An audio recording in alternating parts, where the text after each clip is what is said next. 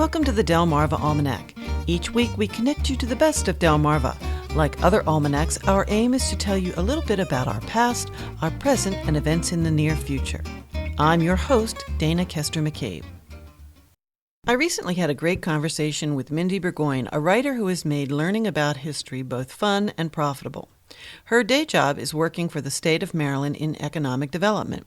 In her spare time, Mindy writes about a number of topics, but she's most known for her ghost stories, which grew out of her interest in history and has developed into a flourishing side business. It all began with a small book called Haunted Eastern Shore. So History Press called me and asked if I would write a book for them because I'd written a couple of those little Arcadia books. In fact, I wrote one on Snow Hill, one of those picture books, and I said I would, but I kind of wanted to do a haunted book on the Eastern Shore, and they said they'd like me to focus on a town because they didn't think the Eastern Shore was a destination, that anybody would know that. And I said, no, this is what I want to do, and they said okay. So they took the project on. And the project was, it finished in 2009, the book was published, and that was right about the time I was starting to get really familiar with social media. And the social media stuff that I did was, I kind of accidentally did a lot of things right, and it really propelled this book forward into a massive audience. I mean, they sold out the first print in 5 weeks, and it's in its 10th printing. It sold, thousands of copies. So it's just a generic little ghost book on the Maryland Eastern Shore counties.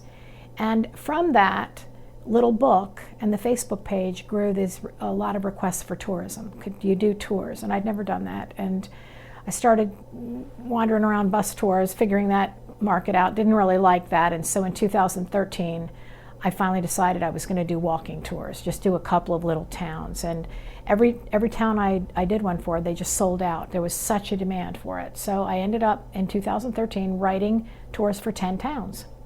There were 4 on the Upper Shore with Easton, Cambridge, Denton, and St. Michael's, and then 6 on the Lower Shore, 4 in Worcester. So there's Ocean City, Berlin, Pocomoke, and Snow Hill, and then we have Princess Anne and Crisfield.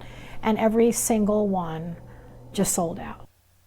Mindy attributes the wealth of material on this topic regionally to the fact that, except for a few places, Delmarva remains by and large a rural community with a fairly small number of people living here. When you have low population, you have more authenticity into one culture. And that's what makes it so awesome, is, it hasn't been diluted.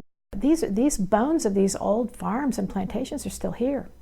So the folklore is very rich because it hasn't been diluted, and there's still people telling it. And there are people that really care about preserving it. So it's an enormous amount of information out there on the folklore and the ghost stories. And where I live in Somerset County, I live near Crisfield. There are people lots of people whose family have been there for 12 generations. So it's hard to find places in populated America where that happens. But wherever you have those small populations and those people that are kind of been in there for a long time, you find a lot of history and a lot of folklore. They love their history. They love to tell their stories. Mindy suggests that the success of the tours near the beach resorts is because visitors are always looking for reasonably priced, family-friendly activities beyond the usual beaches, amusement parks, and bars. The second year, we hired 6 guides and did, 200 tours, and this year we'll do probably 400. So I'm continually, the subject matter is very interesting to people. It's very interesting to me. It's a hot niche. There's a lot more demand than supply. We walk by haunted sites and tell stories. We're not ghost hunters. We don't guarantee ghost sightings. We don't dress up. We don't hire people to scare other people. It's simply a walking tour. And we believe, the guides and me, that these stories are scary enough. They're real. They're not, we didn't make them up. We tell them where the stories came from, where most of the resources are. They are getting the history. And the wonderful thing about that with tourists is, if you can put a tourist in your town for 2 hours and give them the town stories of the heroes and the history, they'll never forget that town. They might go to, you might go to Charlottesville or Charleston and go to a really couple of nice places, and that's what you'll remember. But when you come to Ocean City on this ghost tour, or Berlin, you know who started it, you know about the Harrisons, you know about the old hoteliers and how people lived and how people worked, how the town got started, and then you get to go past these buildings as you learn the story. So their town becomes like an old friend, and that's really our goal. You're listening to the Delmarva Almanac. I'm Dana Kester McCabe, and we're talking to Mindie Burgoyne about Chesapeake Ghost Tours.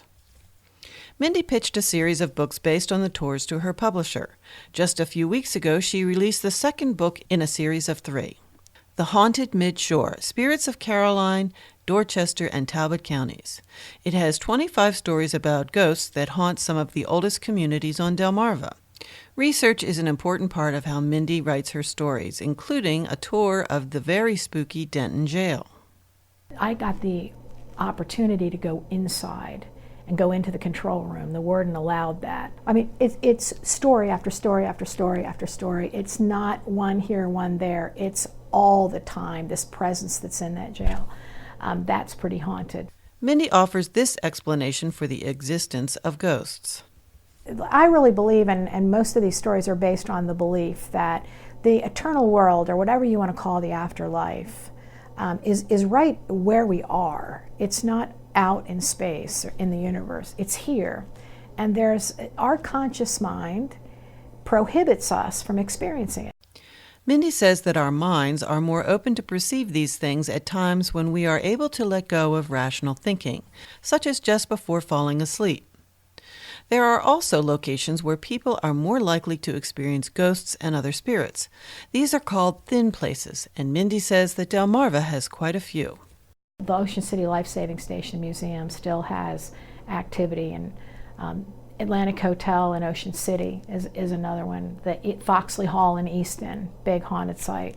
Berlin has some weird stuff that we found in both the folklore collection and personal commentary. An elemental, which is a non-human spirit. It's been seen between the warehouses at Adkins Hardware, right along the railroad tracks. So if you just look at it during the day, it's an empty lot. It doesn't look like anything.